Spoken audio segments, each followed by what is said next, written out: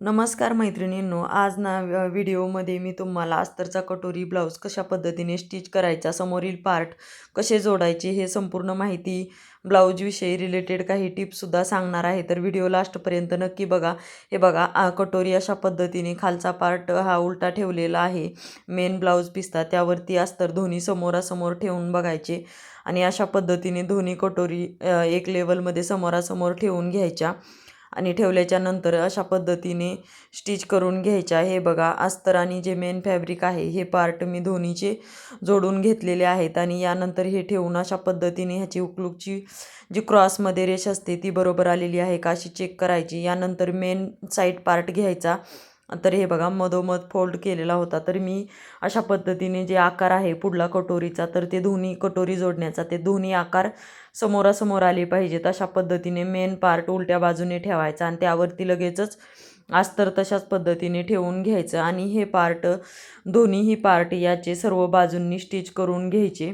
अस्तर आणि जे कटोरीचा मेन पार्ट हे साईड पार्ट आहे, तर ते दोन्ही पार्ट स्टिच करून घ्यायचे व्यवस्थित. सर्व बाजूंनी टिप टाकून घेतल्याच्या नंतर परत आपण कटोरी घेणार आहोत आणि हे सर्व पार्ट ठेवून एकदा चेक करायचं बरोबर आलेले आहेत का ते. तर चेक केल्याच्या नंतर काय करायचं, कटोरी जी एक्स्ट्रा आपण अर्धा अर्धा इंचाची शिलाई मार्जिन सोडलेली असते बघा, तर ती काय करायची, कट करून टाकायची. तर अशाच पद्धतीने व्यवस्थित मी कटोरीची जे साईड पार्ट आहे ते जे आहे का तर ते कट करून टाकलेलं आहे अशा पद्धतीने.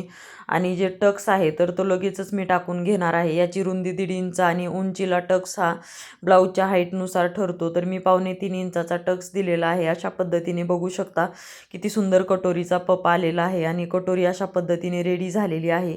लगेचच दाब न उचलता फक्त दाब सुई आतमध्ये ठेवून दाब उचलून अशा पद्धतीने लगेच कटोरीच्या टोकला दुसरीसुद्धा टीप टाकून घ्यायची. अशा पद्धतीने मी दोन्ही कटोरी रेडी केलेल्या आहेत आणि आता साईड पार्ट जे आहेत ते हे दोन्ही साईडला ठेवून चेक करणार आहे. आणि साईड पार्टची सुद्धा जे एक्स्ट्राचं मार्जिन आपण अर्धा अर्धा इंच ठेवलेलं होतं मेन फॅब्रिकचं, तर ते या साईड पार्टचं सुद्धा कटिंग करून टाकायचं अशा पद्धतीने व्यवस्थित. तर हे बघा, अशा पद्धतीने कटिंग केल्याच्या नंतर साईड पार्टसुद्धा लगेचच साईड पार्ट आणि कटोरी हा पार्ट मी लगेचच जोडायला घेणार आहे अशा पद्धतीने. तर दोन्ही समोरासमोर ठेवायच्या. कटोरीसुद्धा अशा पद्धतीने ठेवून घेतल्याच्या नंतर एका साईडने फक्त साईड पार्ट उचलायचा, कटोरी बरोबर ठेवायची आणि तो पार्ट जोडायला घ्यायचा अशा पद्धतीने. तर याची शिलाई मार्जिन हे अर्धा इंचाचं ठेवायचं आणि अशा पद्धतीने कुठलाही ना कटोरी खेचायची ना साईड पार्ट खेचायचा, कुठलाही पार्ट हा खेचायचा नाही, व्यवस्थित अशा पद्धतीने ठेवायचा. आणि दुसऱ्या साईडला साईड पार्ट बरोबर ठेवायचा आणि त्यावरती कटोरी उलटी ठेवायची, तो सुद्धा पार्ट अशाच पद्धतीने स्टिच करायचा. हा पार्टसुद्धा खेचायचा नाही आणि व्यवस्थित चेक करून घ्यायचं बरोबर आलेलं आहे का. तर खालच्या साईडनं जर कटोरी थोडीफार जर एक्स्ट्रा असेल तर जेवढी एक्स्ट्रा आहे तेवढी गोलमध्ये व्यवस्थित कट करून रेडी करून घ्यायची आणि पार्ट समोरासमोर ठेवल्याच्या नंतर बघा परत एक टीप टाकून घ्यायची. या पार्टला एक टीप कधीच टाकायची नाही. 2-2 कुठलाही पार्ट जोडताना 2-2 टीप टाकायच्या. तर अशा पद्धतीने एक सोबतच मी दोन्ही साईड पार्ट आणि कटोरीला दोन्ही सोबतच 2-2 टीप टाकून घेतलेल्या आहेत. यानंतर हे पार्ट समोरासमोर अशा पद्धतीने ठेवून घ्यायचे आणि याला योगपट्टी जोडणार आहोत. तर अस्तरची योगपट्टी जी आहे तर ती खालच्या साईडने ठेवायची आणि मेन जे योगपट्टी आहे ती वरच्या बाजूने उलटी ठेवायची. अशा पद्धतीने आधी दोन्ही योगपट्टी अशा ठेवून बघायच्या जेणेकरून चुकणार नाही. यानंतर एक एक योगपट्टी जोडायला घ्यायची. पार्ट आणि योगपट्टी जोडायला घेतल्याच्या नंतर मी काय करत आहे, तिन्ही पार्ट सोबत पकडलेले आहेत बघू शकता तुम्ही आणि कटोरीच्या साईडने हा पार्ट मी जोडायला घेते. अशा पद्धतीने तुम्ही सुद्धा जोडू शकता.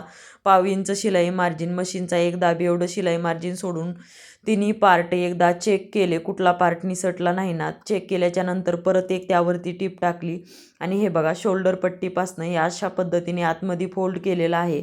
आणि जो योगपट्टीचा मेन पार्ट आणि अस्तरचा पार्ट आहे तर ते दोन्ही एकावरती एक ठेवून अशा पद्धतीने साईड पार्ट आणि कटोरी आत फोल्ड करून वरतून एक टीप टाकून घेतलेली आहे.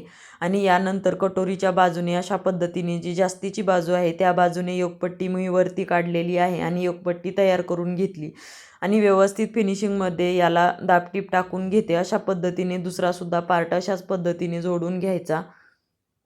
बघू शकता दुसरासुद्धा पार्ट मी अशाच पद्धतीने जोडणार आहे आणि जो अस्तरचा ब्लाऊज आहे तर तो बॅक पार्टसुद्धा तसाच जोडून घ्यायचा आणि बाहीसुद्धा अशाच पद्धतीने अस्तरची रेडी करून घ्यायची.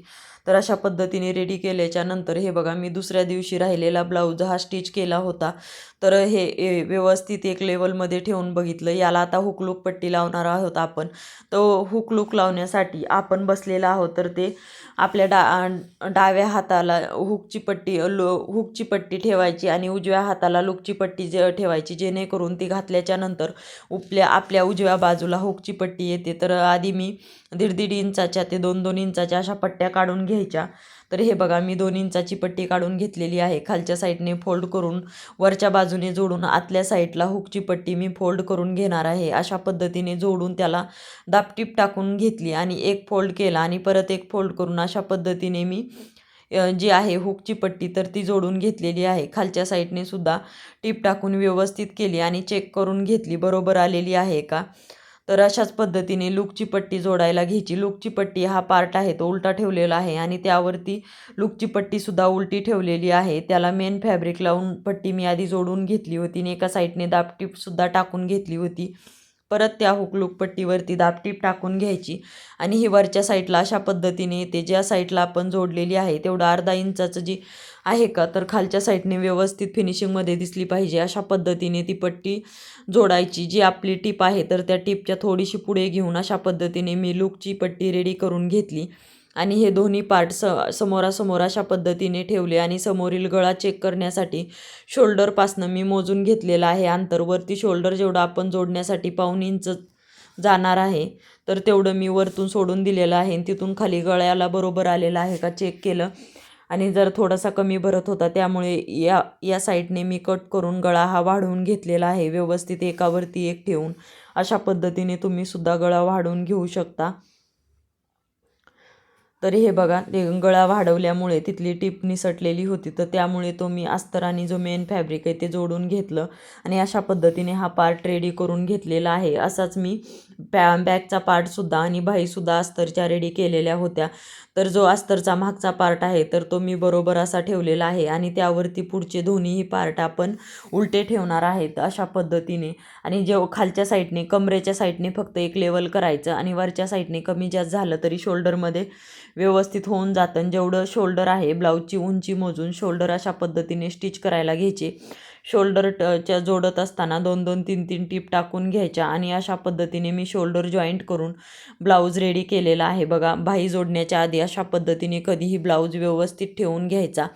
जर ठेवल्याच्या नंतर पिन वगैरे सुद्धा लावू शकता. पिनाने सुद्धा तुम्ही टाचणी लावून सिक्युअर करू शकता आणि जे एक्स्ट्राचं शिलाई मार्जिन आहे तर हे सर्व बाजूंनी व्यवस्थित कटिंग करून घ्यायचं, जेणेकरून ब्लाऊज हा फिनिशिंगला व्यवस्थित येतो. बाही जोडण्याच्या आधी कधीही ही टीप तुम्ही नक्की वापरा अशा पद्धतीने.